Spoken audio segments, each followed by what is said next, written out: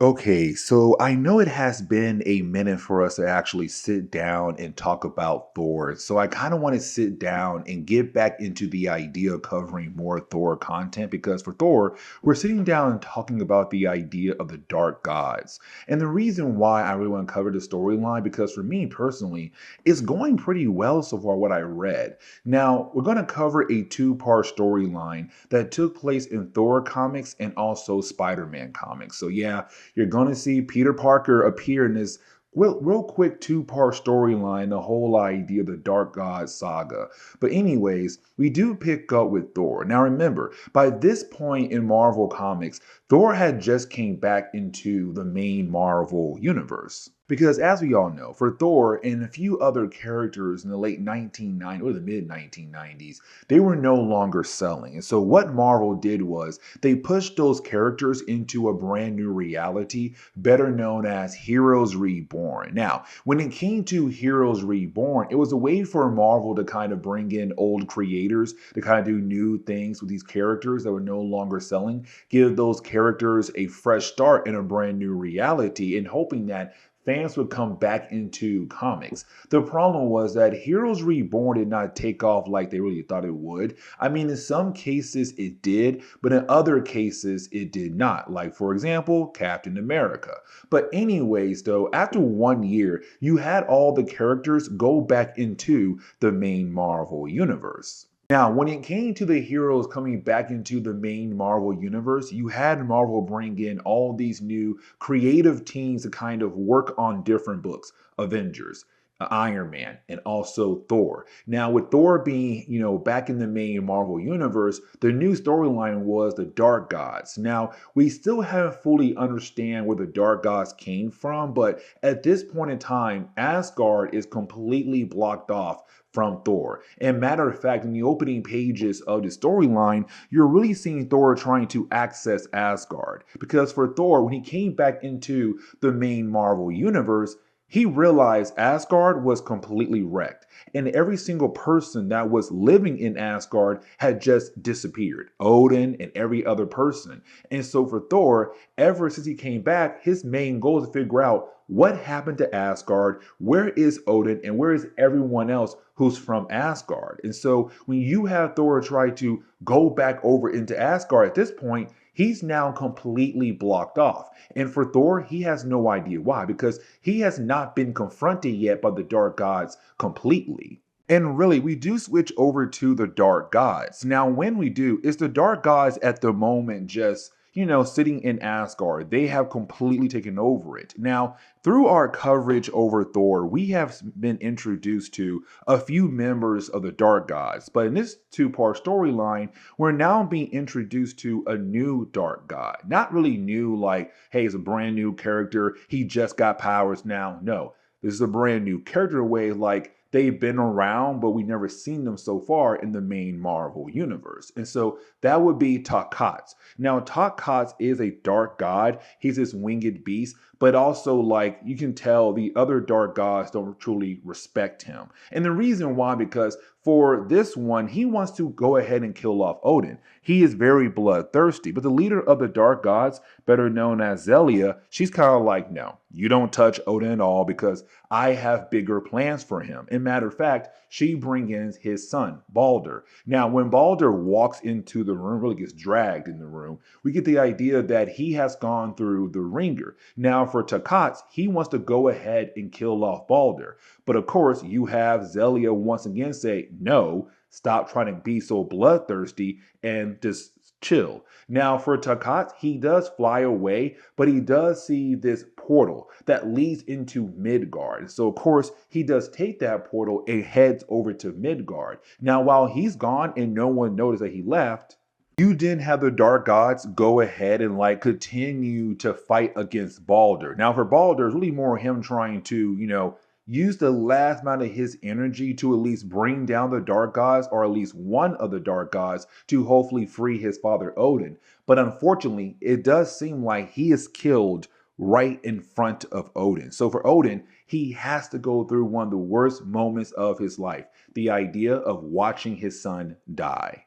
Now we do have to switch over to the hospital back on Earth. And the reason why, because this brings in Peter Parker. Now, Peter Parker and Aunt May are just going to the hospital to, of course, get some medicine for Aunt May. But while being there, we also get reminded that Jane Foster is now a doctor at that hospital. But it's also the idea that you have Thor pretending to be Jake Olsen. Now, Jake Olsen was a brand new character who was introduced back in Thor #1 for this series. And when it came to Jake Olsen, he was a paramedic who unfortunately was killed off when it came to Thor and the Avengers fighting against the Destroyer. Now, what happened was that Thor's soul went into hell and he was confronted by Hela, but also he was confronted by another character known as Marnot. Now, when it comes to Marnot, he gave Thor a deal like, hey, if you go back to Earth and pretend to be Jake Olsen, like live out his life that unfortunately was ended shortly because of you,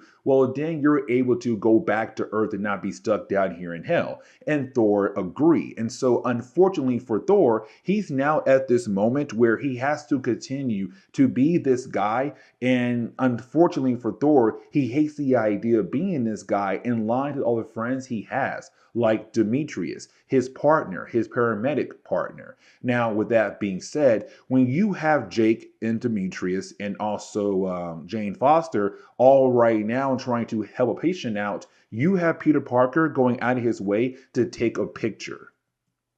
And so for Jane Foster, she hates the idea that this man, Peter Parker, is right now trying to take a photo of her and the two paramedics as they're trying their best to save the life of their patient. Now, you do have Demetrius go out of his way and try to take the camera away from Peter Parker. Now, the way he is talking is really more the idea that he hates having his photo taken, but also the idea that he has something going on behind the scenes. And unfortunately, we have no idea what it could possibly be. But when it comes to Jake, Thor, he does step in and say, hey, listen, chill out. Don't try to break the man's camera or take away his film. Now, before you have that conversation being able to continue, Peter Parker and also Jake's pagers, they both go off. Something is happening right now in the city. And so the rest of this chapter, it's really more of us just seeing Thor and also Spider-Man, both arriving at the same time and of course changing into their superhero outfits. Now, when they do, of course, they go battle Takats. Now, this battle does take up literally most of the pages of the ending of this issue right here, Thor #8, the first chapter of the two-part storyline. But it's kind of cool because you're seeing Thor and Spider-Man really having to work together and trying to adjust to each other's powers because you have so much happening all at once. You got a very new powerful being who's basically a god. You also have buildings falling apart. You also have the idea that innocent people, they need to be protected. And I know usually you see this a lot when it comes to superhero team-ups, but for Spider-Man, also Thor, it's kind of different. A powerful being and like, we're not saying Peter Parker is weak, but he's not at the same strength level as Thor. And it's also the idea that Peter Parker has webs that can basically be used in different types of ways. And so it's kind of cool to see the two characters just being able to adjust to one another and use each of their powers to cover up the other person's weakness. But either way, as the battle goes on, unfortunately, the battle does take a turn because for Takats, he's able to kind of feed into the energy of the earth. And so when he does that, he's able to make a clone of himself. So now our heroes have to fight against two of this one powerful being. But now we have to switch over to Peter Parker Spider-Man issue #2. This series came out in the late 1990s. It was really more Marvel trying to bring some life back into the character of Spider-Man after like a very interesting period of Spider-Man comics that kind of went downhill in the mid to late 1990s. But anyways, as we get into the opening pages of this issue, we pick up with Aunt May. Now, this is Aunt May freaking out because, well, Peter Parker left her behind. You have Peter Parker go out of his way to figure out what was happening in the city. And so right now, it's her just talking to this police officer. Now, this kind of leads into a range of different types of things that kind of makes the battle somewhat interesting for our heroes, but also kind of like the good old classic Marvel thing. And what I mean by that is, for example, Aunt May, love the death, great character for Peter Parker. But the problem is that she's trying to find Peter Parker. And the reason why, because, well, besides being worried for him, is also the idea that Peter Parker has her prescription, right? And so while she was at the hospital, she needed that prescription to get her medicine. Peter Parker had it. And so besides trying to be like, hey, is my nephew okay and all, it's also the idea like, yo, I can't get my medicine because of you. And so while you have Peter and also Thor fighting against Takat, she appears calling out for Peter, but also the fact that, like, because she needs her medicine, she begins to fall ill very instantly. Now, for Thor, it's also him kind of facing a problem as well. The idea that he's no longer truly able to completely control his hammer. What I mean by that is sometimes he throws his hammer away, it does not come right back to him. And that's a problem right now for Thor at this point in time, because if his hammer does not come back to him, he will then turn right back into Jake Olsen, who has no powers at all in the middle of this battle. Now, of course, for our heroes, now what really helps our heroes out is actually Peter Parker's pager. The actual frequency of his pager causes enough damage to the ears of, well, Takat. And so because of that, it does give Spider-Man the chance to overpower him, because remember, there's two of them at the moment. But you also have Thor being able to defeat the other version of Takat. So with both of them being defeated, you didn't have our heroes regroup. Now for Thor, he was kind of hoping in the idea of talking to this character to learn about what's happening with Asgard and also Odin and the rest of the Asgardians. But unfortunately for Thor, the only thing he does get is the name of the leader of the Dark Gods. And that's truly it, because then Takat is able to leave Midgard. And remember,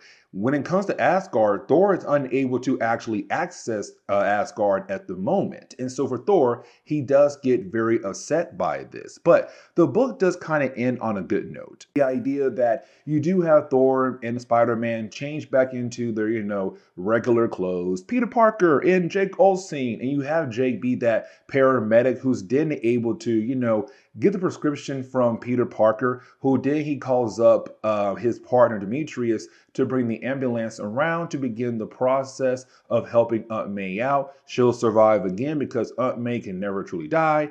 And you then have the two characters shake hands. But it's also the idea like they don't know about each other. Like, hey, Peter has no idea that's Thor. And Jake here has no idea that Peter is Spider-Man. But the book ends on a very good note for me. But with that being said, guys, please leave me a like down below and subscribe. But guys, see y'all next time. Later.